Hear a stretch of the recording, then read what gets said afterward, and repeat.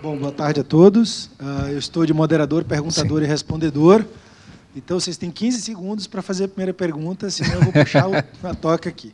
Então, só para vocês entenderem, nós temos um extremo técnico, hacker e especialista em segurança, que é o Everton, que já olhou o GitHub de trás para frente, de frente para trás, já encheu o saco do Mark Zuckerberg. Tem 2 economistas, que sou eu e o Gustavo, e a gente está debatendo nesse assunto desde 2 semanas atrás.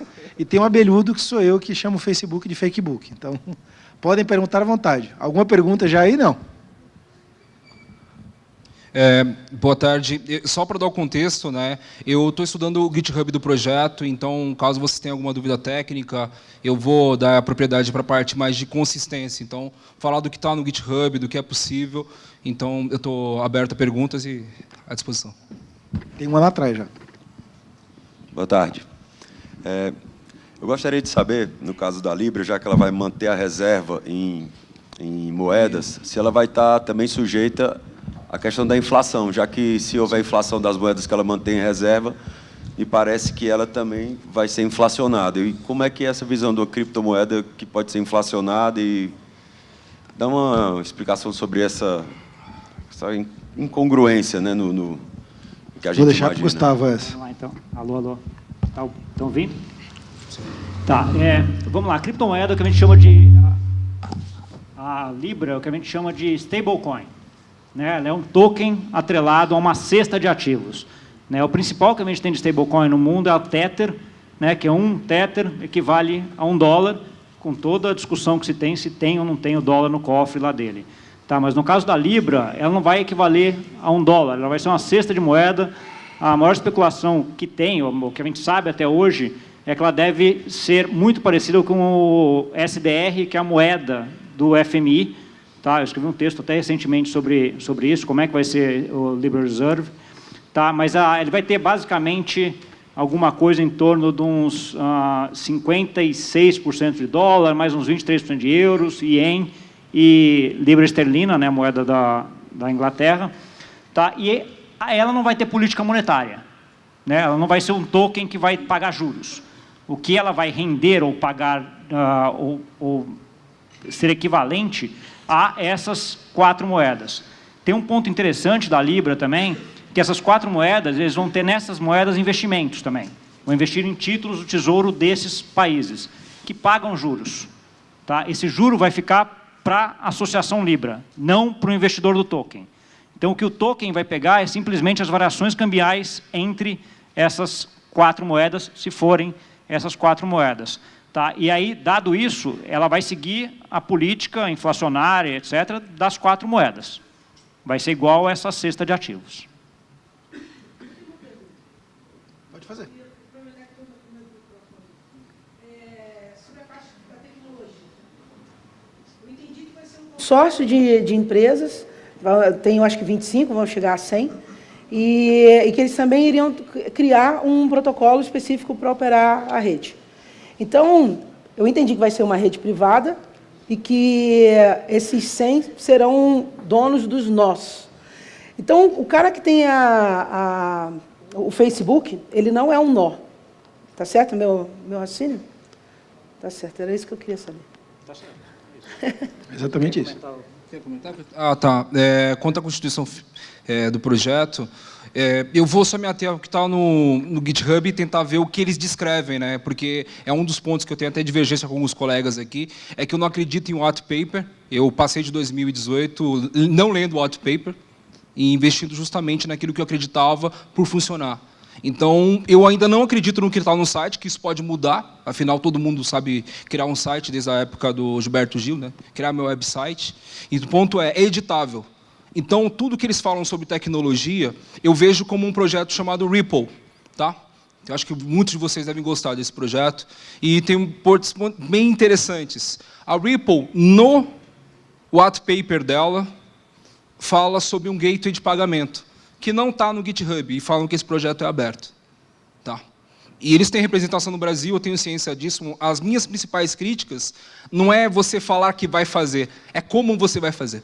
E tem muitas coisas que ainda não dá para a gente afirmar.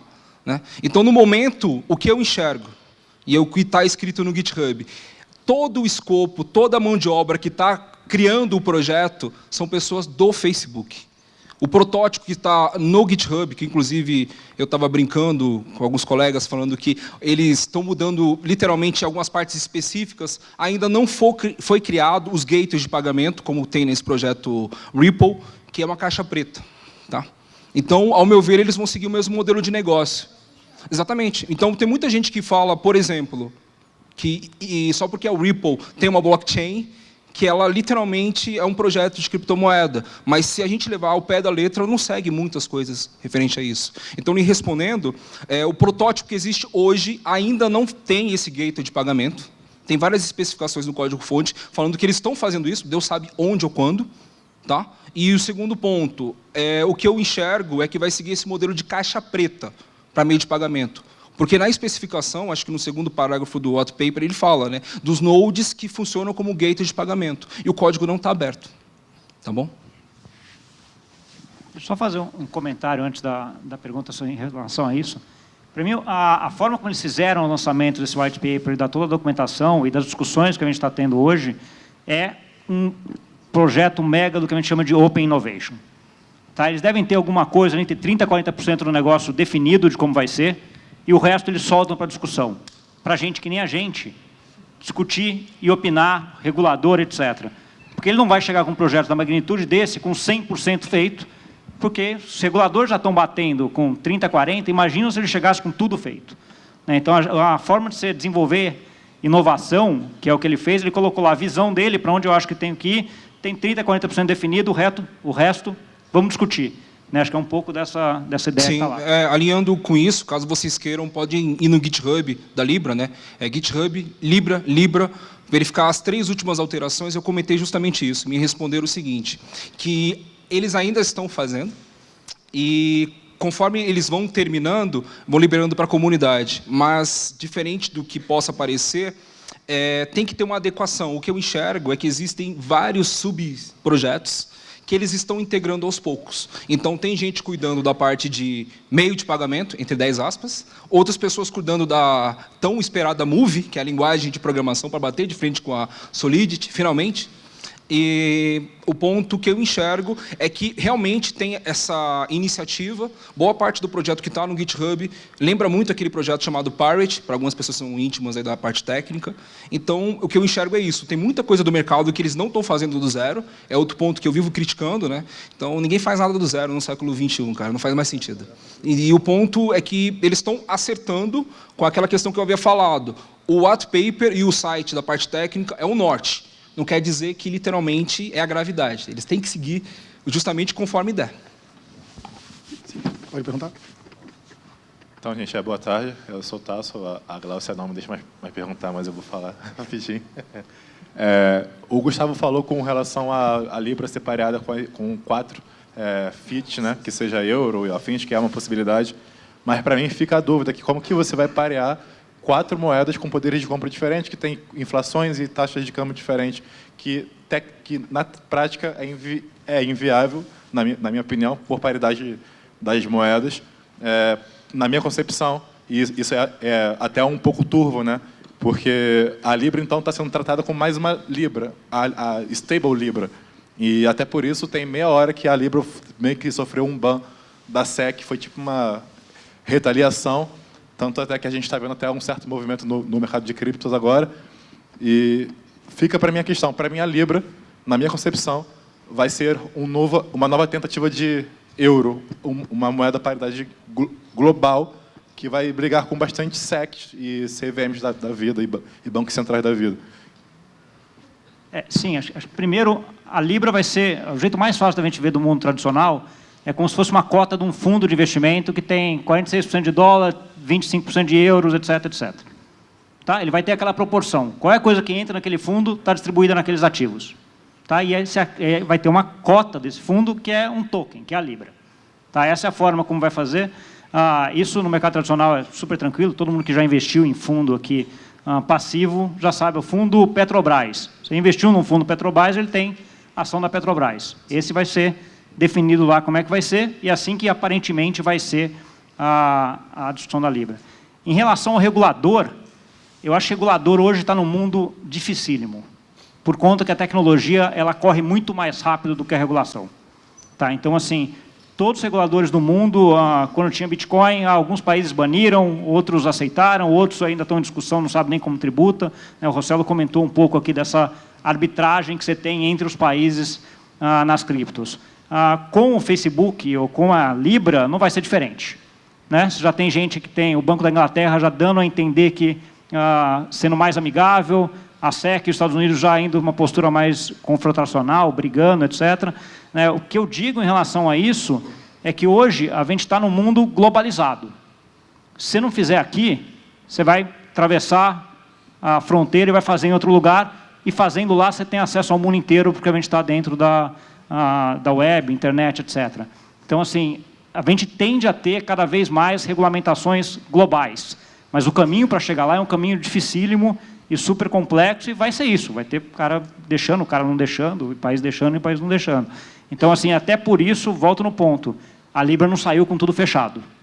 Ela não tem 100% do modelo de negócio delas fechado, ela tem muita coisa a ser discutido ainda, seja na parte técnica, seja na parte da reserva da Libra, seja na parte de regulamentação, até para dar espaço para você encaixar isso mundialmente melhor. Deixa eu pegar um gancho aqui do Gustavo para explicar uma coisa que não sei se passou para todos, se é claro isso. Não é que a Libra saiu, ela não saiu. A Libra hoje é uma campanha de marketing. Então, Fundação Libra tem uma empresa chamada Facebook. White Papers, Marketing e tudo mais da Libra. Tem 20 e tantas empresas que podem chegar a 100, todas estão só no papel ou no PowerPoint. Quem está no Congresso testemunhando são funcionários do Facebook. Ponto. Então, Libra hoje realmente é uma ideia do Facebook.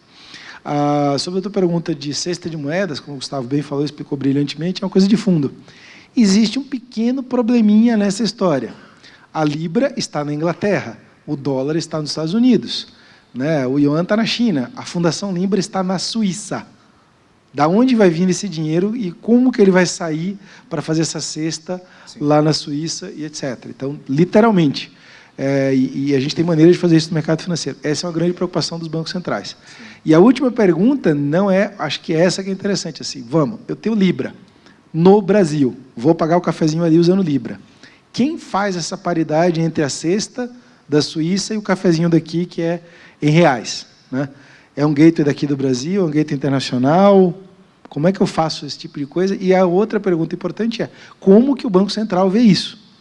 O Banco Central do Brasil vê isso, e o Banco Central da Suíça também. Então, tem 290 mil perguntas ainda a serem feitas, mas acho que um bom ponto de partida para vocês começarem a pensar é, além da melhor campanha de marketing que eu vi em 35 anos de tecnologia, é a maior campanha de recrutamento de mentes para trabalhar de graça que eu já vi na vida. Nós estamos aqui umas 300 pessoas trabalhando de graça para a Libra nesse momento. Tem um ali que está trabalhando especialmente, que está gravando tudo para a gente.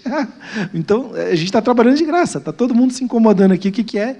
E como o Gustavo falou, cara, daqui a um ano tem um laboratório de algumas milhões de pessoas no mundo, dando ideias, fazendo artigos, postando no Twitter, botando em grupos de WhatsApp e por aí vai. Deixa eu fazer outra constatação.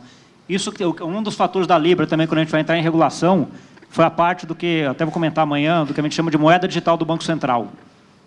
Que é, os bancos centrais já estão estudando essa moeda digital do Banco Central, uma stablecoin do governo, né? Já tem vários bancos centrais estudando isso.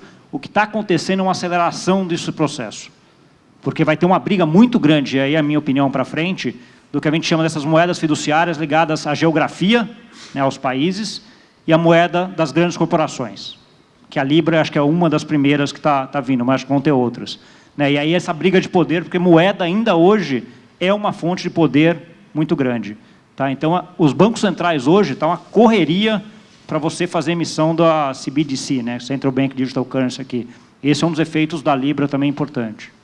Perguntas. Eu só ia fazer dois adendos bem simples e bem rápidos, né?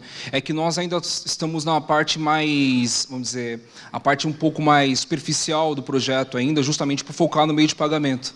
Né? É um ponto também que eu vejo ainda muitas possibilidades focando no token. Né? É igual do Ethereum. Muita gente usa o Ethereum mais para poder ter acesso aos tokens que estão na plataforma dela. Indifere quanto você usa para poder transferir o token do ponto A para o ponto B, mas a pessoa quer usar aquele token, entendeu? Então, esse ponto é o que eu acho que é o grande desafio da Libra, e, ao meu ver, começou a semana passada, né, que eles começaram a tratar a parte de smart contract dentro da plataforma. Você já consegue tratar aquilo dentro das carteiras. Ainda está bem rudimentar, mas o ponto interessante está todo mundo focando em dinheiro. E os tokens? É uma pergunta bem interessante. E tem poucas moedas que têm essa sacada. Então, a moeda russa, por vários motivos, o modelo de negócio, por estar atrelado a uma empresa chamada Waves, ele tem um modelo muito fechado, mas o ponto é interessante, eles conseguem ter, dentro de uma exchange descentralizada, fornecer tanto acesso a moedas fiat, o top 10 de criptoativos e a moeda deles. E a parte de tokenização é feita apenas a moeda deles. E o que eu enxergo da Libra é um ponto que muita gente fala, não, então as regulamentações vão lá e vão barrar. Isso não vai barrar o projeto. Isso que é mais interessante. Porque se você deixar o projeto, como o Courtney brilhantemente observou, né, que essas mentes maravilhosas trabalhando nele, vai acontecer como aconteceu com o Linus Torvalds. Vão pegar o projeto e vão tornar ele uma coisa monumental, mesmo sem ter um financiamento externo, mesmo sem ter um lançamento. O Linux não foi lançado, ele foi utilizado. E esse é o ponto que eu vejo pouca gente focando, entendeu? O que eu enxergo é uma convergência do que a gente teve da parte de tokenização que aconteceu em 2017, 2018, convergindo para a parte da ISEO, né, que são aquelas ofertas de tokens dentro de exchanges. Se o Facebook não lançar a moeda e só virar um polo para que as pessoas possam emitir token, para, de repente, criar para o cafezinho um token, já é um grande diferencial, mesmo sendo pequeno, comparado a outros projetos, mesmo não focando em paridade. Vamos dizer que sabotem a paridade. Eu crio uma plataforma global de tokens. É um ponto também interessante que dá para fazer só olhando no que está hoje. Não estou elucidando e falando, tal. Não, com o Smart Contract eu consigo emitir. E esse é um ponto bem interessante. E para a emissão de token é uma coisa quase gratuita. De fazer ele girar que é interessante. Tá? Espero ter elucidado aí. Temos uma pergunta ali?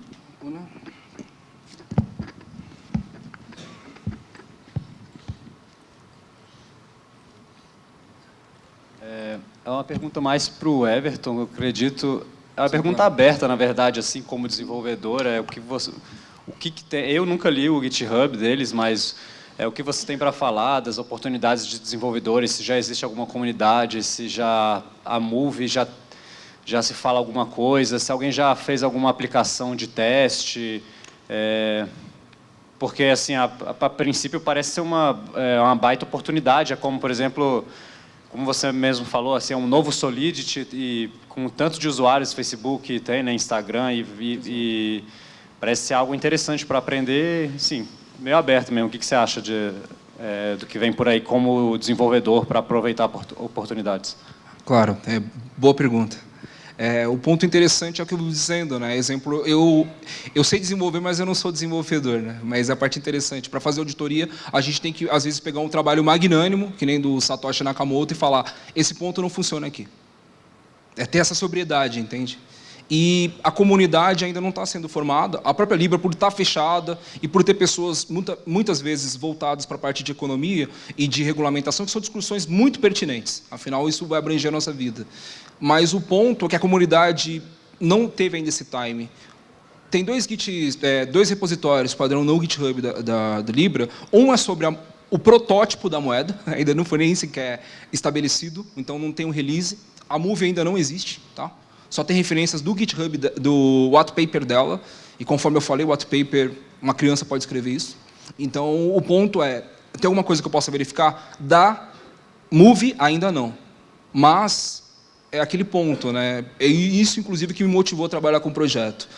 De ser o primeiro a poder desbravar, a justamente ter o meu nome e mais um projeto que é relevante para todos vocês. E a oportunidade, ele respondendo para a parte técnica, a Move utiliza uma linguagem chamada Rust, que é uma linguagem um pouco nova. Eu tenho minhas críticas com ela, mas eu não vou falar disso agora. E só restringindo. Então, o ponto ela usa o conceito de smart contract. É uma linguagem nova. Então, o ponto você vai esperar... não tem como a gente voltar no tempo e esperar o Bitcoin bombar de novo. Eu vou usar as plataformas que estão bombando para eu ter um diferencial. E é isso que eu enxergo, e muitas vezes eu falo isso para os desenvolvedores no Brasil. Você não tem que focar no que as pessoas querem no Brasil. Foque em mundo. E o mundo vai vir ao seu redor. Muita gente já me contactou para poder fazer modelo de negócio, MVP, são coisas que são produtivas. Mas somente se, além de eu entender o modelo de negócios, eu posso aproveitá-lo. E só para concluir, pense no seguinte, tudo que você não gosta no Bitcoin e outras moedas, sugira que o pessoal da Libra faça. Porque isso pode não ser seu, mas parte sua estará lá e isso é relevante para o seu portfólio. Como eu fiz, eu sugeri algumas especificações, né? É uma parte que eu acho meio magnânima, assim, vamos dizer, megalomaníaca, de certa forma, de falar que o projeto serve a 2 bilhões de pessoas. Eu conheço poucos sistemas operacionais que rodem em 2 bilhões de locais. Entende? Então, tem muitas limitações técnicas. E o ponto é, se você estiver apto, não estou falando de melhorar ou criar um Libra do zero, mas de explicar isso a alguém que quer ter um modelo de negócios, tem muitas oportunidades. Tá bom?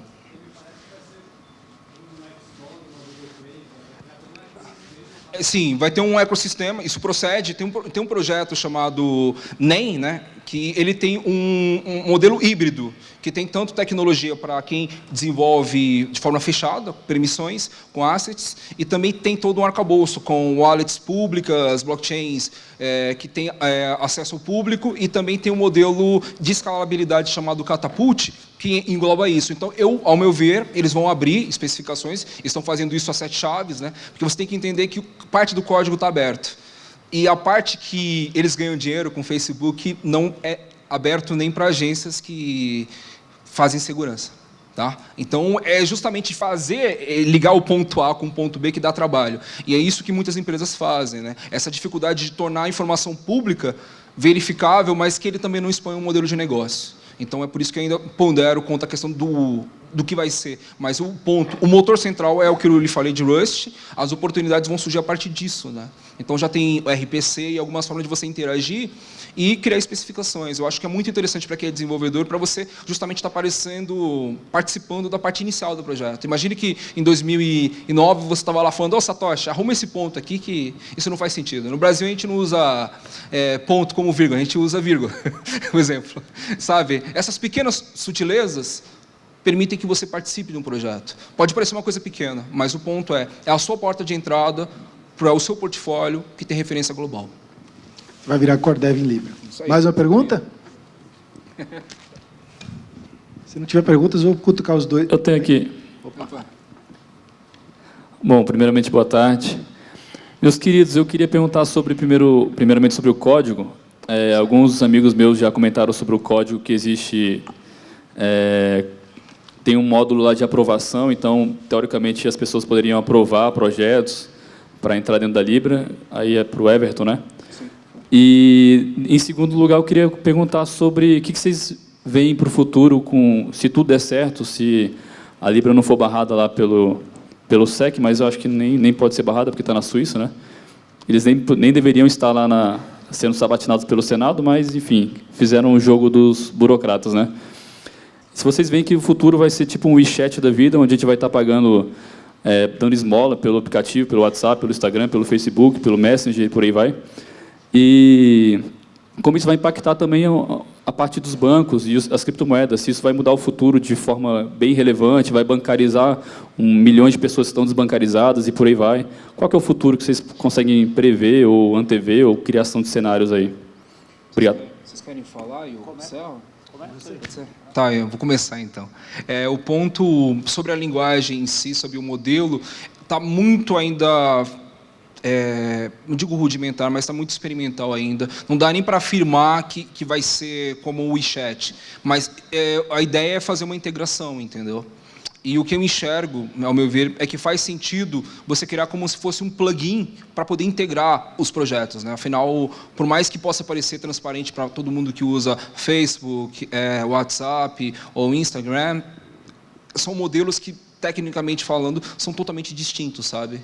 E o que é mais interessante, as regulamentações, às vezes por uma questão de modelo de negócio e por questão de maioria de usuário, literalmente, para integrar isso é muito mais difícil. O que eu enxergo é que você tenha um modelo, uma parte específica no próprio layout, né? E essa é uma parte também que eu tenho muita divergência com o pessoal de experiência de usuário, é que as moedas, por exemplo, né, as moedas que têm um modelo tipo aberto, que você não consegue contribuir diretamente, você não pega a informação do usuário. Então, você nunca vai saber a opinião dele sobre a interface gráfica. O Facebook sabe.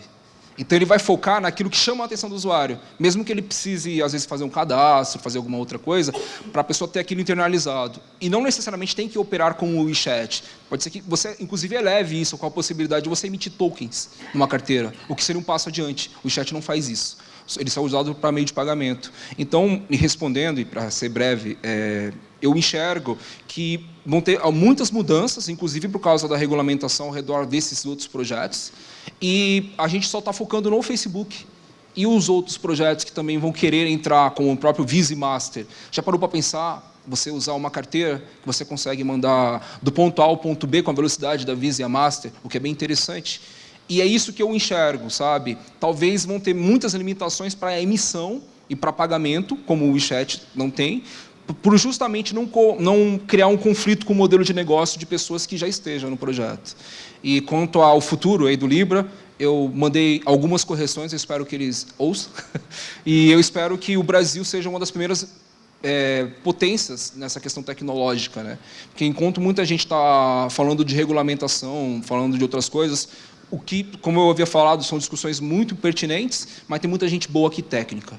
Então, a gente tem que, em vez de esperar o sol nascer, a gente tem que fazer o nosso trabalho render antes disso. E estar apto para poder discursar com o russo, com o chinês, e criar um modelo de negócio aqui, independente do Brasil dar certo para algumas pessoas ou não, ou para o mundo esperar que a Libra dê certo. Se você fizer funcionar aqui, funciona em qualquer lugar do mundo. É isso. Olha, de futuro, eu acho que não vai ser um WeChat, até porque as interfaces do WeChat elas são muito asiáticas. Exato. Isso me lembra o começo da telefonia móvel, em 1900 do século passado, né, em 98, 99, a gente falava da Docomo e de outras operadoras japonesas, e quem teve acesso a aparelhos japoneses viu que nada daquilo funcionaria aqui. E aí veio um cara chamado Jonathan Ive, inventou um troço chamado iPhone, que virou uma interface padrão no mundo inteiro. Então, japonês, brasileiro, americano, europeu, todo mundo usa a mesma telinha, com o mesmo botão no meio, telinha scroll para lá, scroll para cá e botãozinho redondo, né? Ele basicamente pasteurizou essa interface. E a gente está num momento de revolução de interface. Então, tem gente apostando que a gente vai falar com as coisas, tem gente apostando que a gente só vai gesticular. Tem algumas experiências na China que a gente nem fala nem gesticula, ele reconhece a sua imagem sem você precisar fazer nada. Então, aquela coisa, para quem viu o Minority Report, aquilo é uma interface. Sim. Uma interface de reconhecimento facial tridimensional, não para você ficar de frente para a câmera, mas ele te auto-identifica. E, para quem é mais velhinho como eu, ainda tem o HAL, né, que é a interface conversacional. Você fica batendo papo, falando sozinho com a máquina te atende. Então, o mais importante é o Facebook ter um engine de dados violenta por trás. Então, quem trabalha com usabilidade há muito tempo vê que você mede que lugar do livro você lê mais, ou da revista, ou do jornal, ou da página web. O Facebook faz isso, e faz isso com cliques, e faz isso com que tipo de informação você interage. Muito bem. O maior engine de AI do Facebook é justamente para entender como é que você interage com as coisas que estão lá dentro. E tem uma coisa suja, que é uma das grandes críticas à questão do Facebook liderar um projeto de pagamento, que ele joga sujo com os dados. Então, um dos grandes motivos de ter GDPR e LGPD aqui no Brasil é que pouca gente sabe, mas quando você assina o Facebook, você declara estar consciente de que todo o conteúdo que você botar lá dentro passa a ser do Facebook. E uma coisa que eu não sei se vocês sabem, todas as fotos que estão no Facebook, ele embute código lá dentro. Então, quando você baixa uma foto do Facebook e usa no PowerPoint, o Facebook sabe que você usou aquela foto no PowerPoint. Ele está traqueando os seus dados fora dos aplicativos Facebook. E interface de voz, isso é um pouquinho mais sacana. Você fala no WhatsApp, putz, estou com vontade de tomar um vinho. E aí você abre o Facebook e tem lá uma propaganda para te vender vinho, né? Quando você começa a cruzar isso com pagamento e mais algumas coisas, lembrando do que eu falei de manhã do Big Brother, você vai ter um Big Brother não te sugerindo coisas para comprar, e é isso que o pessoal mais estranha, mas te induzindo a comprar coisas. Porque o que o Facebook, na verdade, é uma máquina de neuromarketing. Ele é feito para te viciar, ficar lá dentro, e para te viciar a ver os anúncios que ele quer que você veja. Porque no frigir do dia ele vende anúncio, é um serviço de classificados. Quando a gente leva isso para pagamento, você tem uma coisa que é o que mais apavora o mundo todo. O sistema financeiro, por mais filha da puta que a gente acha que ele seja, desculpe o meu francês, ele não monetiza os dados dos clientes de uma maneira tão escancarada, né? Ele tem outras maneiras de ganhar dinheiro e ainda precisa fazer isso. Um entrante ao sistema financeiro, cuja vida não seja o sistema financeiro, primeiro, ele nem tem reserva de fazer isso, ele não tem escrúpulos, para ser mais honesto, como ele também não tem por que não fazer, é o que ele mais sabe fazer. É isso que deixou o pessoal do mundo regulatório oriçado. Então, quando a gente pensa no futuro, eu diria que eu penso muito no Minority Report. Para quem não viu o filme, sugiro ver. O cara está andando e ele está recebendo propaganda em tudo quanto é canto, não de acordo com a propaganda massiva, mas com que você interfere que ele precisa estar comprando naquele momento. Tá. Eu concordo com o Courtney. Acho que um grande ponto que você tem em relação à Libra é uma briga pelo controle dos dados. Né? Então, e acho que tem uma briga aí que não é só corporações versus sistema financeiro, é uma briga também Oriente contra Ocidente. Né? Para quem assiste a Champions aqui de futebol, uma das principais propagandas da Champions desse ano na Europa foi o Alipay. Estava em tudo quanto é cartaz lá. Tá? Então, assim, o Alipay, Ásia, chegando na Europa, por quê? Está querendo pegar dados também.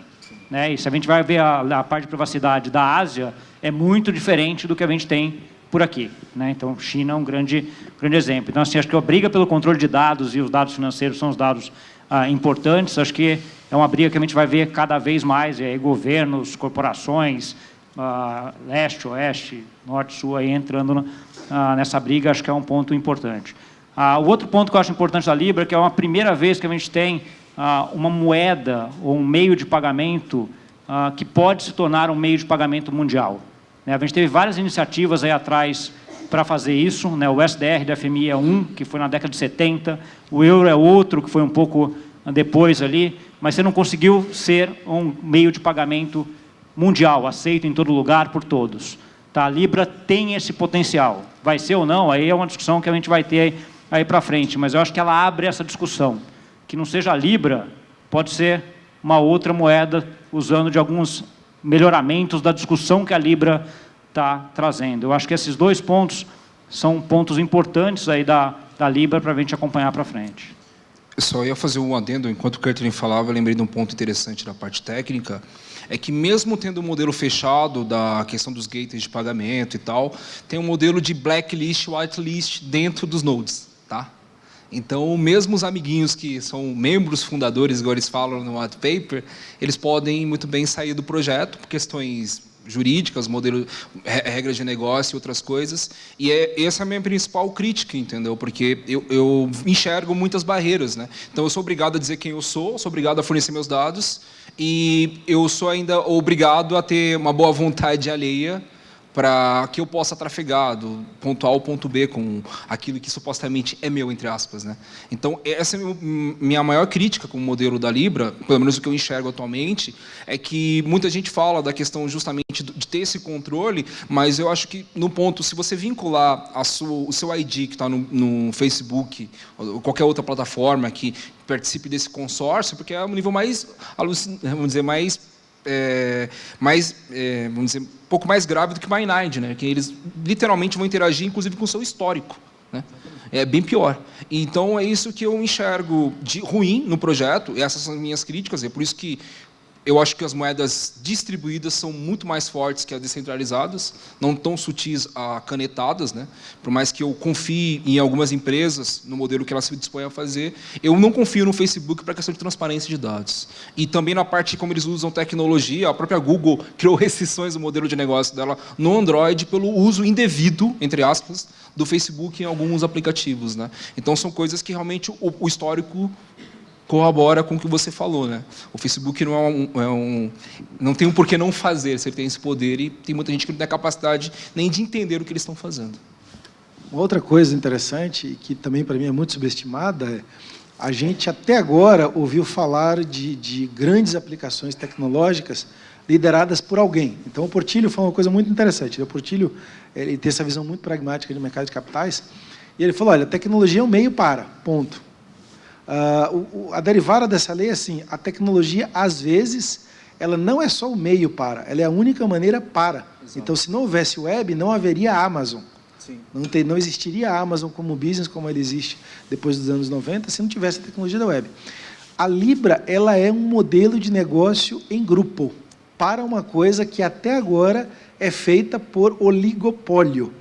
Então, assim, a questão de você ver Visa, Mastercard e PayPal, que se odeiam juntos, é a questão de falar assim, cara, esses caras vão brigar juntos. Como o Gustavo também falou muito bem, é uma briga Ocidente contra o Oriente. Não tenho nenhuma ilusão disso. É uma briga de geopolítica, exatamente como a mesma briga da Huawei versus Cisco. E essa briga ela vai um pouquinho além do mundo do negócio, ela tem a ver com geopolítica nacionalista, poderio militar e todas as outras coisas. No meio disso tudo, fica uma grande pergunta. Espera aí, como é que o Brasil, o modelo de negócio do Brasil se posicionaria em relação a isso? Será que a gente teria que ter uma Libra brasileira, onde Itaú, Bradesco, cartão Elo, né, por exemplo, os cartões de marca regionais daqui, Americanas.com, Magazine Luiza, deveriam se unir junto com o Universo Online, junto com os portais de conteúdo, para criar alguma coisa para combater a Libra? Ou será que eles deveriam ficar passivos e deixar todo mundo aqui continuar no Facebook, etc.? Porque a gente nunca se questionou. Espera aí, existe Facebook, por que eu não tenho um Facebook brasileiro? E na época de que começou a internet, existia o Google, mas existia o KD. A gente tinha um buscador brasileiro. Sim. Existia um América Online, mas a gente tinha Universo Online. Cópia mais do que descarada, né? Mas está lá, Universo Online. Então, a gente reagia a esses serviços digitais no começo da década de 90. Depois, a gente parou de reagir. Quem sobreviveu, sobreviveu por algum motivo sortudo e mítico, mas quando apareceu, por exemplo, o iPhone e seus serviços, a gente não tinha um WhatsApp brasileiro, a gente não tinha um equivalente brasileiro para nada, e agora, cada vez mais, menos ainda. Não temos esse equivalente brasileiro para essas coisas. E quando a gente começa a pegar o que o Gustavo falou muito sutilmente, teremos uma moeda global. Se o Brasil ficar fora desse jogo, o que a gente vai fazer? Sentar e chorar? Porque a gente já não tem um comércio global do nosso lado. A gente exporta commodity e importa todo o resto. Por isso que nossa moeda é desvalorizada, entre outros fatores. Se esse mundo passar a ser uma moeda global privada, como é que nós vamos ficar nisso? Eu concordo. E acho que um ponto importante é que a gente tem toda a capacidade para fazer isso, né? Eu sempre cito aquele exemplo do Sistema Brasileiro de Pagamentos. O Brasil foi um dos primeiros países do mundo que implementou o TED. Você poder mandar dinheiro de uma pessoa para outra, valores pequenos, de ponta de banco para banco, no caso, relativamente rápido, quando foi implementado há 20 ou 30 anos atrás. Foi o primeiro do mundo. Só que de lá para cá, acho que a gente ficou um pouco mais preguiçoso, não teve tanta inovação no sistema de pagamentos. Aí o mundo correu atrás, né? Hoje a Europa tem o SEPA, que faz a mesma coisa que o nosso TED, lançou no final do ano um pagamento instantâneo, que você transfere no mesmo segundo de uma pessoa para outra dentro do sistema bancário, sistema tradicional. E a gente agora está vendo, o Banco Central tem algumas iniciativas para pagamentos instantâneos aqui no Brasil também. E por que não o Banco Central do Brasil emitir a sua moeda digital também e entrar nessa briga também? Já tem grupos de trabalho, já tem discussão aqui sobre isso também. Eu acho que a gente está bem posicionado nessa briga, eu acho também. Eu queria só concluir essa parte de modelo de negócios, né? Eu acho que tem alguns projetos no Brasil que têm essa relevância, mas muitas vezes essas pessoas focam mais lá fora do que aqui, por causa de regulamentação, por causa justamente de ter um modelo de negócio que é mais fácil você explicar para um asiático que ele vai comprar aquilo, vai pagar por aquilo, né? E também achar mão de obra, né? Isso é muito complicado. Então, eu enxergo que tem muitas empresas que têm boas intenções, fazem prova de conceito, explicam como é que funciona, usam blockchain, mas eu ainda vejo pouca gente, que nem eu tinha falado para o Edilson ali fora, né? In the game, né? Apostando o dinheiro e literalmente falando, eu vou fazer isso funcionar, eu vou investir nisso, independente do que os outros falam. Porque eu vejo muito, como você falou, da questão de marketing, né? Tal empresa, tal banco central, mas o que eles estão fazendo exatamente com isso, entendeu? Aí volto justamente naquele ponto que é o que eu mais tenho divergência com pessoas que trabalham com tecnologia, muitas vezes, para essas empresas, né? O sistema SWIFT é totalmente fechado e é um dos que mais foi hackeado na história da humanidade. Tá?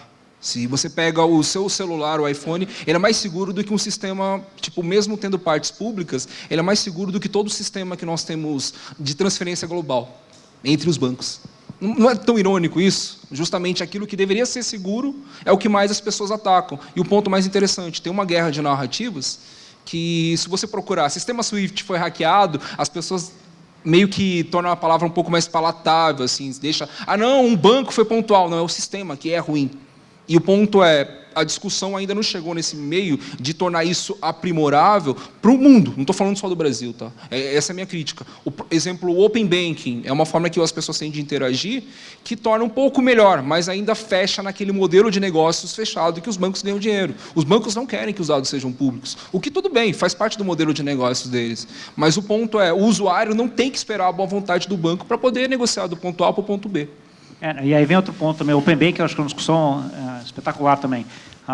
O que aconteceu com o Open Banking foi, a Europa, né, uns anos atrás, obrigou os bancos a proverem a informação, os dados, caso o usuário quisesse. Né? Então, o dono do dado não é o banco, e sim o cotista, quem está lá dentro. Né? Então, foi uma política de governo que começou isso daí. Eles já estão indo para a segunda fase de implementação agora na Europa. O Brasil agora já está em discussão para vir uma regulamentação de Open Banking aqui no segundo semestre. Eu acho que tem uma parte também, pegando o ponto de Ásia e Ocidente e Oriente, quando a gente está falando de fintech, que é um setor que eu acompanho bastante, a Ásia está muito na frente do que é o Ocidente. Então, meios de pagamentos, o WeChat, Alipay, hoje, até conversando com pessoas que foram recentemente para a Ásia, se você não tem esses dois meios de pagamento, você não consegue comprar o café na Ásia, na China. Tá? Ninguém usa dinheiro mais. Né? Coisa que aqui a gente ainda está começando ainda a fazer pagamentos com QR Code, com coisa. Eles já fazem isso em todo lugar. Né? Então, assim, é uns negócios, coisa. Você vai pegar a experiência também do M-Pesa na África, né? Que é uma pergunta também tinha a ver com os desbancarizados. Né? O M-Pesa é uma moeda, será que eu posso chamar de moeda? Hoje moeda é um conceito mais amplo, sim. Mas ele está... A Vodafone tem esse token lá, e muita gente usa isso como meio de pagamento. Né? E não precisa ter conta em banco, não tem nada. Se você tem um celular com acesso à internet, e às vezes, dependendo do lugar, até sem acesso à internet, você já consegue fazer transações. Tá? Então, assim, o setor bancário também está muito sob júdice, né? Tem muita coisa mudando, e acho que banco, como a gente viu, como eu trabalhei 25 anos em banco, eu acho que daqui a 10 anos vai estar totalmente diferente. Já está bem diferente do que estava há 10 anos atrás. Daqui a 10 anos vai estar muito diferente. Mas a gente, como usuário, a gente ainda vai precisar das funcionalidades, né? Que é um pouco do que o Curtin estava comentando. A gente vai precisar fazer pagamento, vai precisar mandar o filho para a Europa estudar e mandar dinheiro para ele, vai precisar comprar alguma coisa na Amazon, quem quer que seja. Então, assim, esses serviços você vai precisar fazer. Vão ser bancos que vão fazer, vai ser descentralizado, essa é a discussão que a gente está tendo, que a Libra traz. Acho uma discussão importante. Só como detalhe, a Vodafone, que é a criadora do M-Pesa e que é uma das maiores operadoras do mundo, está no consórcio Libra. Sim, exato. Boa tarde, meu nome é Felipe. Sobre a questão política envolvendo Facebook, que é a criadora da Libra aí, junto com outras empresas, a gente sabe que no mercado de tecnologia, especialmente ali no Silicon Valley e outros lugares, o pensamento progressista ele é muito forte, e eu queria levar um ponto em questão da liberdade das pessoas com relação à Libra, porque existem alguns vazamentos por exemplo, do Google, de uma executiva que eles estão mudando alguns patamares nas pesquisas para tentar influenciar as próximas eleições nos Estados Unidos. Sim, e a gente sabe que existe uma tendência contra o Partido Republicano, e as pessoas que pensam dessa forma, muitas pessoas são excluídas dessas próprias redes sociais. Eu fico pensando se eles utilizam esses conhecimentos e esse background sobre nossas informações pessoais. Eu fico pensando sobre nossa liberdade quando eles tiverem acesso a nossas movimentações financeiras. Vocês já chegaram a pensar sobre isso? Na questão de cercear a liberdade das pessoas através da questão de transferências monetárias? Deixa eu te dar um exemplo trivial e uma afirmação chocante. Não existe mais liberdade há bastante tempo. Nós não somos livres. Quem estuda um pouquinho de antropologia, sociologia e psicologia sabe que desde a invenção da televisão nós somos manipulados. Period. Então, antes do Bauman falar que a gente é uma sociedade ou modernidade líquida, a gente já estava ferrado. Por que nós somos uma sociedade líquida? Porque nós perdemos o senso do ridículo. Então, a história do Bauman, para quem não sabe, ele criou a sociedade líquida quando uma mulher casada, de classe média francesa, foi para a TV em 82 e falou, olha, passei a noite trepando com meu marido. Desculpe meu francês de novo. Basicamente foi isso. Neste momento, eu que sou um cara libertário, eu já assumi isso há bastante tempo na minha vida. E eu vou dar um exemplo ridiculamente trivial. Nós temos 2 pessoas me filmando, que eu não faço a menor ideia de quem são, não faço a menor ideia do que eles vão fazer com esse vídeo, e isso é porque eu estou vendo 2 pessoas na minha frente. Sim. Tudo que eu estou falando aqui pode estar sendo gravado por todos os celulares de vocês, porque a gente também não sabe se eles gravam neste momento ou não, e a gente não sabe nem como é que a gente limpa isso. Então, a gente já não tem privacidade. Sim. Segunda coisa, nós elegemos um presidente. Esta frase é verdadeira ou não? A gente não sabe. Eu trabalhei no projeto das urnas em 98. E a coisa mais cruel que eu digo para todo mundo é: o sistema de urnas brasileiro, assim como qualquer sistema eletrônico, ele é hackeável. Sim. A minha maior dor enquanto engenheiro é que eu tenho certeza que ele nunca foi hackeado em nenhuma eleição. Nós somos idiotas o suficiente para sermos manipulados por coisas mais simples, e um sistema não hackeado é a prova de que está tudo certo. Então, assim, se eles não hackearem o sistema, eles validam a nossa idiotice. E aí, quando eu falo a nossa, eu me incluo nela, né, porque eu não sou um ativista político. Sim. Eu permito, através do meu esclarecimento, ou pseudo-esclarecimento, ou arrogância, que a gente eleja o tipo de presidente que a gente elege. Eu não vou defender nenhum nem outro. Tá? Dentro desse contexto, você consome por manipulação. E um exemplo bem didático, assim, a gente fez, isso é bem trivial, é bem didático, fizeram uma matéria na revista dizendo assim: as pessoas inconformadas são muito parecidas. Eu não sei se vocês viram essa história. E na matéria tinha foto de uma pessoa, um rapaz. Alguém ligou para a revista, puto da vida, falando: olha, você está usando a minha imagem de maneira indevida, eu não autorizei você a usar a imagem. Aí a revista falou: mas esse cara não é você, esse cara é o primo do autor da matéria. Porque o cara estava se vestindo exatamente igual à pessoa que estava reclamando. Aquela moda hipster, barba, coque e essas coisas. Então, assim, vai acontecer? Não, já acontece há muito tempo. O Facebook só vai usar isso de uma maneira que ele ganhe mais dinheiro. O fato já é águas passadas. E você tem interesse, não sei se você tem um livro recente chamado Life 3.0, que fala sobre o efeito da inteligência artificial no mundo para frente, hoje e para frente, né? Aquela ideia de que você vai poder ter um computador dominando os seres humanos, né? É um cara do Vale do Silício, que é PhD em inteligência artificial, e comenta um pouco isso. A gente já tem hoje tecnologia bastante avançada para a gente ter o que ele chama de vida 3.0, onde o software está desvinculado do hardware. Você poder ter vida eterna, esse tipo de coisa. Quanto tempo vai demorar para a gente fazer isso? Ninguém sabe, na verdade, é uma discussão grande, tá? Mas essa parte de seres humanos, manipulação, etc., eu concordo com o Kurt, né? Acho que a gente já tem, já é muito mais manipulado, e não é a internet que trouxe, não é o Facebook, né?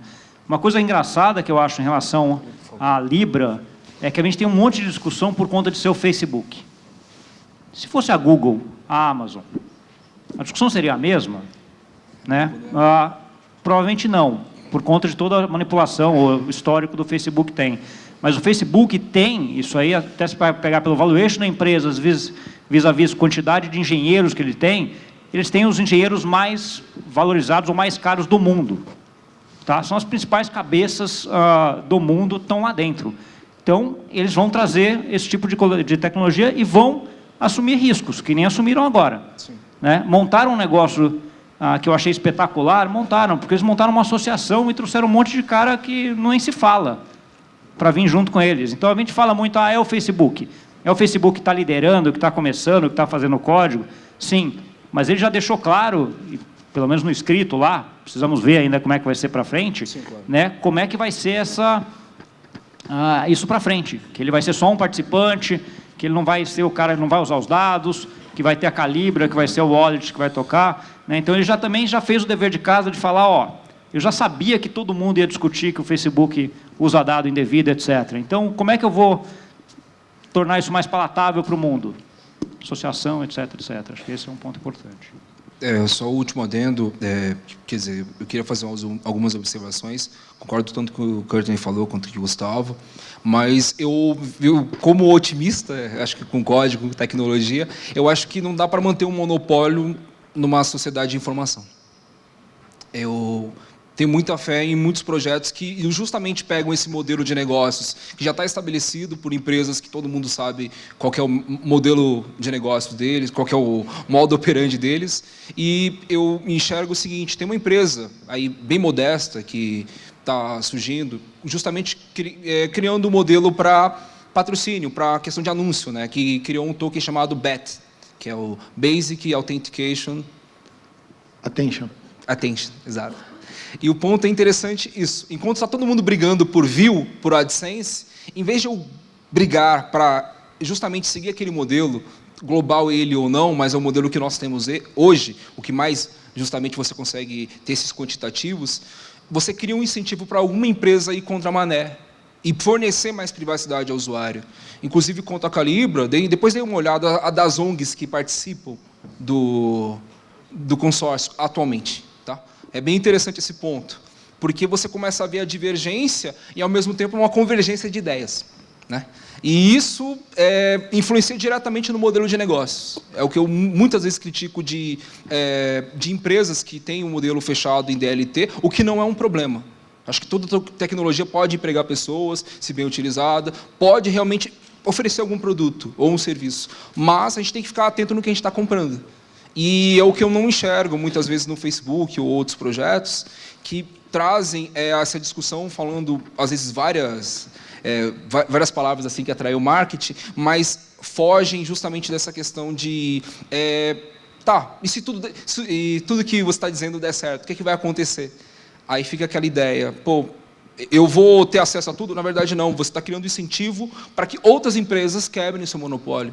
Você precisa do Estado para poder ter um monopólio. Senão, o mercado vai literalmente falar, tá vendo aquela empresa ali que quebrou minha privacidade? Eu vou usar outra plataforma que me dê isso, que me tome o mínimo que eu faça nela de volta, entendeu? E é isso que eu acredito no Brave. Eu só queria concluir esse ponto. E já indo para a parte da questão de futuro, o Brave é uma empresa que está distribuída aí no mundo, né? Mas mais ou menos 50% dela tem um time muito forte de machine learning. Então, o ponto é, uma empresa que tem um modelo de negócio de token, com browser, está investindo em inteligência artificial, justamente em coisas que eles consigam antecipar demandas. Não para poder usar isso contra você, mas para criar um modelo de negócios que seja mais rentável para quem justamente importa, para os anunciantes e para quem produz conteúdo. É isso que eu enxergo. Perguntas? Temos uma ali. Aqui. E temos Boa uma tarde. Vocês não acham que propor um debate sobre a Libra e fazer um marketing gratuito, conforme vocês falaram, não pode diminuir o mercado de criptomoeda, a força do Bitcoin? Ao contrário. Eu acho que se tem a melhor coisa que aconteceu para o Bitcoin desde da descoberta do Damian Satoshi, todo o marketing está sendo feito em relação à criptomoeda. Né? Minha vozinha, se tivesse viva, ela está, meu filho, eu quero comprar esse negócio aí de criptomoeda, porque agora disseram que está no Facebook. Né? Então, assim, o marketing é muito cruel. O marketing é feito por captura de atenção. Exato. E o Facebook captura atenção. As novelas da Globo capturam atenção. O programa do Ratinho captura atenção. Às vezes, o que captura atenção, isso é um funcionamento hardwired do nosso cérebro, é o que é estranho, o que é exótico e é porcaria. Né? E o Facebook está chamando toda a atenção do mundo para a categoria criptomoeda, num momento onde todo mundo que estava no mercado de criptomoeda tinha ido para casa porque era todo mundo especulador. Né? Então, voltou esse boom de tecnologia para fazer essas coisas. A outra coisa é que, só lembrando, Bitcoin é um projeto open source, de código. Qualquer um baixa o código e está fazendo fork e faz o que queira. Sim. Com as ideias que aconteceram nos últimos 2 anos, que parecem dos antes, de todas as plataformas que foram feitas, você tem uma pulverização de ferramentas que permite que você crie um blockchain do zero em 6 meses. Né? Ou seja, alguém pode criar um Bitcoin 2.0 de verdade, usando tudo que foi feito em todas as outras plataformas e mais o que está sendo proposto dentro do próprio desse consórcio da Libra. Nada impede que daqui a 1 ano, depois de terem feito toda essa pesquisa e feito um monte de coisa, a gente pega o código e fala, beleza, agora eu vou forcar e fazer um Bitcoin 2.0 usando tudo que vocês estão falando que é a Libra. Deixa eu só agregar um ponto. Eu concordo com o Kurtner no curto prazo. Né, acho que trouxe atenção para a criptomoeda, com certeza. Eu adoro a galera libertária do Bitcoin. Acho que tem discussões enormes quanto a ela, mas acho que entrou um cara no jogo aí que eu consideraria uma corporate coin, né, que pode ser a Libra, ou pode ser uma outra que venha que vai tomar um campo mundial muito maior que o Bitcoin, no médio prazo. Tá? Porque, querendo ou não, ele já começa lá com 2 a 5 bilhões de usuários, que os bancos centrais estão preocupados, todo mundo preocupado, muito mais hoje com isso do que até com Bitcoin. Mas ele faz bem para o ecossistema das criptomoedas, com certeza, porque você tem um stamp de uma mega empresa. Mas, no médio prazo, eu acho que é muito mais fácil a gente ter uma moeda global, corporate coin, daqui a uns 10 anos, 20 anos, do que do Bitcoin emplacar. Tá? Isso aí a gente não tinha essa ideia, ou não tinha esse projeto, essa visão, até 2 semanas atrás. Agora entrou um cara no jogo grande. Eu só ia dar minhas considerações, né? Eu acho que atrair é igual, tem uma questão bem interessante, né? Que de todos os ativos o Bitcoin era o mais mal visto, né? É igual tem nos Estados Unidos, tem a questão do Mississippi, né? Que dizem que é o pior estado dos Estados Unidos. Então agora o Bitcoin deixou de ser o Mississippi e a Libra é o Mississippi. Então ela está chamando toda a atenção, tanto de forma positiva quanto negativa para o ecossistema. E quanto à questão de usabilidade, são modelos de negócio distintos, né? Então, um exemplo, a Libra funciona de forma descentralizada. Ou seja, tem barreiras de entrada e são redes que se intercomunicam, como um torrent, como, às vezes, a rede de celular, mas o ponto é, isso não é distribuído. Ainda existem barreiras de entrada. O modelo do Bitcoin é o modelo mais consistente, inclusive pelo próprio ecossistema. Então, um exemplo bem interessante que eu acho que tem pouca gente que tem esse conhecimento, eu queria repartir aqui com vocês, é sobre as falhas que acontecem no Bitcoin. Boa parte delas, atualmente, não são reportadas pelas pessoas que estão no core do projeto. Porque eles estão com olhos em outras coisas, né? Estão fazendo coisas mais importantes para o projeto.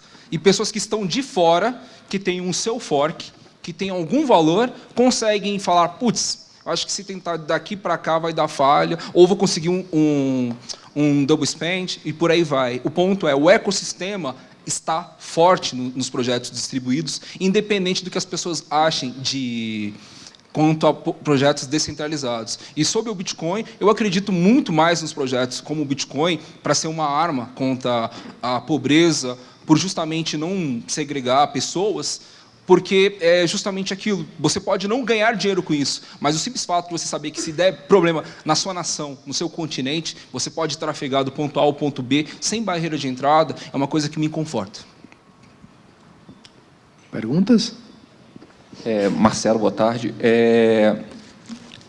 A pergunta, vocês deram uma pincelada na resposta agora, mas a gente está caminhando para uma sociedade dividida entre pessoas que vão usar moedas verdadeiramente descentralizadas, como o Bitcoin, e aquelas pessoas que vão usar uma moeda corporativa, como foi o nome que você falou, e a moeda que vai ser emitida pelos bancos centrais, também baseadas numa blockchain, alguma coisa do tipo. A gente vai ter 3 formas de pagamento que a gente vai poder escolher, ou uma dessas vai ganhar?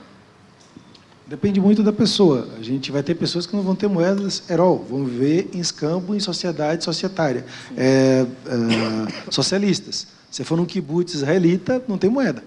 Então, a gente tem uma série de cenários, e uma coisa forte no cenário antropológico, né? A gente falou aqui muito, eu falei muito de tecnologia de manhã, mas aquela mesma curva de tecnologia tem para a antropologia.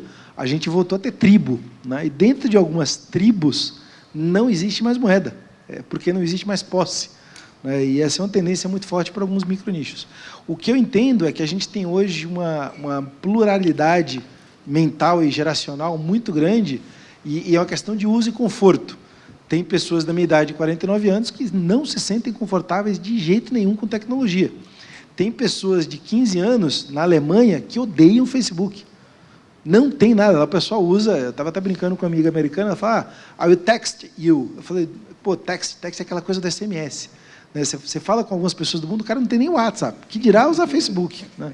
Então, é muito cedo para a gente determinar essas coisas, e eu acredito mais no inverso. A gente vai ter muito mais jeito de fazer as coisas, e cada um vai escolher o seu, do que ter uma coisa central e dominadora. Eu concordo também, acho que a gente vai ter uma convivência de várias opções aí. Hoje a gente já tem com o Bitcoin, tem gente que usa, tem gente que não usa. Só que, você pensar, 15 anos atrás, você era obrigado a usar real aqui para tudo e só. Eu acho que vai ter uma pulverização desse negócio. Esse fato de gerações é espetacular. Tem um exemplo, eu tenho uma filha de 11 anos, e na escola dela fizeram um hackathon lá para fazer uma solução lá para um site que estava. Juntaram em 30 squads, crianças de 11 anos, 10 saíram com opções de utility tokens. 11 anos. Tá? Então, assim, não é, né, não estuda numa escola, não é nada diferente. Ela é uma criança de 11 anos normal, como qualquer um, filho de qualquer um que possa ter aqui. Né? Então, assim, é uma coisa que, para minha mãe, putz, ela nem sabe o que é utility token, não ia nem pensar num negócio desse. Então, assim, essa convivência de gerações, que antes a gente... Meus avós usavam real, não era nem real, era cruzeiro novo, sei lá qual que era a moeda, não sei o que lá, eu só real. Agora já não, eu já posso usar 2, 3, daqui a pouco eu vou poder escolher 10. Isso para o governo é um problema enorme. Né? E só pegando uma piada, não sei se vocês perceberam, nós estamos utilizando token para comer o dia inteiro. Você só pega o cafezinho se você entregar o token do cafezinho. Exato. Seja... A gente está trocando utility token aqui desde sempre. Então, nós estamos usando aqui o bloco cripto Libra, desde manhã. A gente não come se não tiver isso. Eu só ia fazer um adendo quanto à questão de meio de pagamento. Eu acredito que o mercado vai ver o que é melhor para ele. As pessoas vão decidir, principalmente se tiverem acesso a... Um exemplo, nas regiões mais ao norte do Brasil, as pessoas utilizam euro como meio de pagamento. Tem pouca gente que sabe disso. Porque está mais perto da Guiana do que do Brasil. Afinal, onde fica Brasília? Depende do seu referencial. Esse é o ponto. Então, é mais relevante para quem está perto da Guiana negociar em euro e receber em euro do que o real. E é uma questão regional. Tem pouca gente que sabe disso. E a parte interessante das tecnologias é que você pode literalmente criar essas tribos de forma distribuída. Então, um exemplo, uma coisa muito interessante, e é uma das coisas que eu confesso que eu tenho muita raiva, porque eu descobri o dito cujo que fez isso, tem um projeto chamado Zap Zap, que é um fork do cliente padrão do Telegram. E esse rapaz que fez isso, que é até um amigo meu, o Eric, um grande abraço a ele, é por isso que todo mundo, em vez de falar WhatsApp no Brasil, fala Zap Zap, porque literalmente isso virou uma praga. Né? E o parte interessante é o seguinte, ele descobriu que tinha uma base de usuário boa, não no Brasil. Aí ele começou a ver quem usa isso, aí começou a ver que pessoas perto do Grande Oriente Médio, algumas na Ásia, usam o Zap Zap. Por quê? Porque foge da droga do WeChat e de outras coisas que são nocivas para eles. E o pote mais interessante, ele falou, cara, se eu tenho uma base de usuário boa, ele tem milhões de downloads, é uma coisa assustadora no Google Play. E se você vai lá e vê, ele fala, pô, eu tenho uma base de usuários, e se eu fizesse uma criptomoeda e integrasse com isso, não seria interessante? Ele fez exatamente isso. Criou, chamou algumas pessoas capacitadas para o assunto, como o meu amigo Otávio, e criou o Zcore, que é um sistema de masternode, um fork do Bitcoin Core, que atende a essa necessidade. Ele tem essa wallet que está integrado dentro do cliente do Telegram, funciona na rede do Telegram, e ele cria um meio de pagamento. Então, você consegue enviar como o WeChat. Esse cara está no Brasil, trafega entre nós, ele não está aqui hoje, um grande abraço a ele, inclusive, e ele tem essa demanda, ele está lucrando com isso, enquanto tem gente discutindo sobre regulamentação. Isso indifere para o Eric, mas ele está aqui. E essa é a parte interessante. O mercado, as pessoas que estão lá antevendo esses movimentos, eles conseguem não discutir de forma, eu vou ter que reagir à regulamentação. Não, eu vou atrás onde tem a demanda. Eu acho que esse é o papel primordial do empreendedor. Identificar uma demanda, suprir ela e ficar modestamente no lugarzinho dele lá. Entendeu? Então, um grande abraço aí ao pessoal da Zcore. E é um exemplo, né? Uma moeda que está no Brasil, que muita gente do Brasil não usa, mas lá fora tem muitas pessoas que podem usar. Descobrimos o Zap Zap. Tem uma pergunta ali. Maldito Zap Zap. Quietinho. Então, mais uma. Quando a gente fala da Libra, já que vocês estão estudando talvez até mais que eu, a gente pensa em um marketplace, em envio de capital, troca de capital, mas quando a gente compara ela com a Ripple Labs, com a Ripple, por exemplo, ou até com a IBM, com o programa da IBM, que é o WorldWire, que já tem 60 países aproximadamente, bancos centrais e afins, como que você vê essa interface toda? Eles competem entre si? São nichos diferentes? Como que vocês veem isso? Eles competem entre si claramente, inclusive com a JP Morgan Coin e com 390 mil coins que tem por aí. E a coisa mais interessante, hoje o Corda liberou uma plataforma de tokens dele. Nós teremos uma série de Corda Coins aparecendo por aí. Talvez até a gente tenha Bradesco Coin, Itaú Coin, né, e coisa do gênero, que é o que o Gustavo está falando aqui de corporate cryptocurrency, ou corporate digital currency, por aí vai. O mais interessante que eu vejo não é isso. O mais interessante, novamente, é o consórcio. Se você pega, por exemplo, a Vodafone, e ela fala assim, olha, eu quero que a minha wallet de Libra esteja em todos os meus celulares. e considerando que ela troca todos os celulares da base dela a cada 2 anos, e que a Vodafone tem 100 milhões de clientes, você acabou de criar 100 milhões de wallets. Exato. Simples assim. Se a Vivo chegar aqui e falar, eu quero criar, ou eu quero entrar no consórcio Libra, ou a Claro, que é um grupo América Latina, ela tem 230 milhões de wallets. Acabou de criar uma base de wallets de 230 milhões. Nenhuma bandeira de cartão tem 230 milhões de clientes na América Latina. Nem Visa, nem Master. Então, assim, quando você começa a olhar essas coisas, você fala, peraí, a Libra vai ser criada para alguém. Esse alguém pode se beneficiar de toda a base do Facebook e depois pode criar seus próprios forks de negócio, né, dentro das coisas dele. E aí você tem um grande beneficiado, que é o consórcio, e vários grandes impactados, que é quem não está no consórcio, independente de você votar mineral ou não. E uma das categorias de coisas negociais que não estão no consórcio são governos. A gente compara hoje, nós aqui, os libertários, o Bitcoin tem mais volume de transação dia do que a moeda do fim do mundo Holândia, né? Sei lá, a moeda do Zimbábue. Cara, o Libra, se aparecer, ele vai ter mais custo do que o real. Exato. E aí? Sim. Ele vai circular mais do que o real no momento zero, se ele sair com 3 bilhões de clientes. O Central Bank da China, ele tem um banco, que não é o Banco Central, mas é um banco da China, tem 830 milhões de clientes. Um banco na China. Se ele fizer uma moeda, ele, só o banco, não a China, fizer uma criptomoeda dele, ela já sai com 830 milhões de clientes. Pegou da Groenlândia à Patagônia. Então, esses impactos, essa coisa transformacional, que faz a gente estar aqui agora falando Libra, Libra, Libra, e vocês olhando para a gente, cara, que porra que esses caras estão falando, é a mesma coisa que a gente falava Bitcoin no ano 2000, e os caras falavam assim, que merda que esses caras estão falando, de onde eles tiraram esse cogumelo? Né? Porque a gente está vendo a terceira derivada do impacto. A questão de você ter uma moeda privada com um impacto global é um troço assim sem mensuração para as pessoas normais. É a mesma coisa que a gente fala assim, internet. Cara, eu lembro que eu montei um site para a Fiat em 95. O cara falou, tá, mas ninguém vai ver essa tralha. A gente tinha 60 mil simulações dia da plataforma da Fiat. Isso significou que a Fiat, que era a família italiana atrapalhando o trânsito, conseguiu bater a Volkswagen, que é você conhece, você confia. E aí, se a gente pensar num evento que aconteceu, 2 eventos que aconteceram só no Brasil, jabuticabas do Brasil. Você dorme numa sexta-feira, no sábado você sabe que a ministra da Economia tem um caso com o ministro da Justiça, na segunda-feira o banco amanhece fechado, na terça o presidente cheirador de cocaína vai para a TV e fala assim, vocês têm 50 mil reais no banco. Isso aconteceu no Brasil, não sei se os mais novos lembram disso, mas eu lembro. Com uma cryptocurrency privada, isso não aconteceria. O impacto disso para os bancos centrais é devastador. A segunda coisa, um belo dia o governo brasileiro falou assim, vamos roubar um pouco mais os contribuintes. Vamos criar um imposto de circulação financeira. Para cada transação, nós vamos tirar 0,x qualquer coisa. Vocês sabem qual foi a moeda que eles criaram instantaneamente? Alguém lembra disso? Não. Eles criaram uma moeda brasileira que só existia no Brasil, chamada cheque. Você dava um cheque. Existia uma época que a gente tinha um pedaço de papel que você assinava, entregava para outra pessoa, ela ia no banco e descontava. Existia essa coisa, não é mentira, não. Este troço virou papel moeda. Você não descontava a porra do cheque. Você dava um cheque e ficava apavorado, porque aquele troço não caía na sua conta.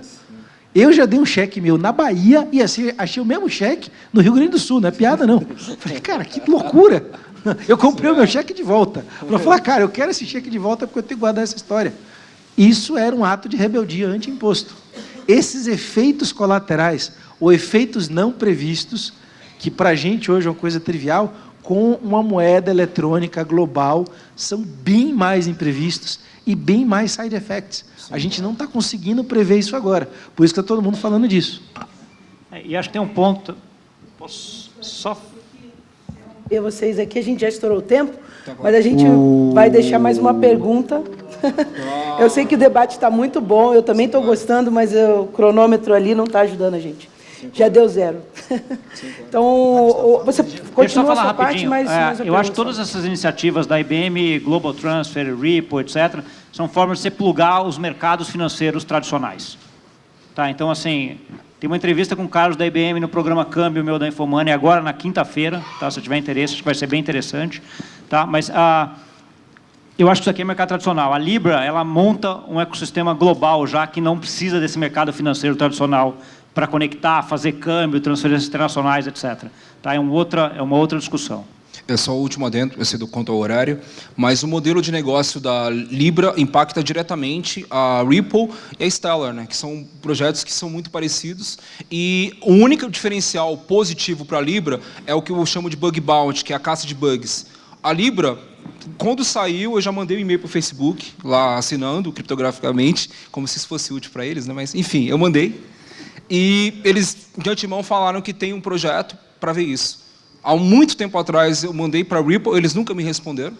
Eu mandei também para a Stellar e não me responderam. Então, o que eu enxergo é o seguinte, o modelo de negócios do Facebook, como já tem essa questão de ser à frente, e o que mais apanha, vamos dizer assim, na parte de segurança, é justamente o que pode prover mais segurança para os usuários, mesmo oferecendo a mesma coisa. Porque eles estão preocupados em preservar o marketing. E as outras empresas não estão nem relevantes para essa questão de segurança. Você manda um e-mail falando, eu achei um bug aqui, como é que eu posso reportar? Mãe no GitHub. Mandei. Isso não é uma preocupação legítima para uma empresa, entendeu? Então, é bem isso. Obrigado. Obrigado, gente, pela tarde. Obrigado.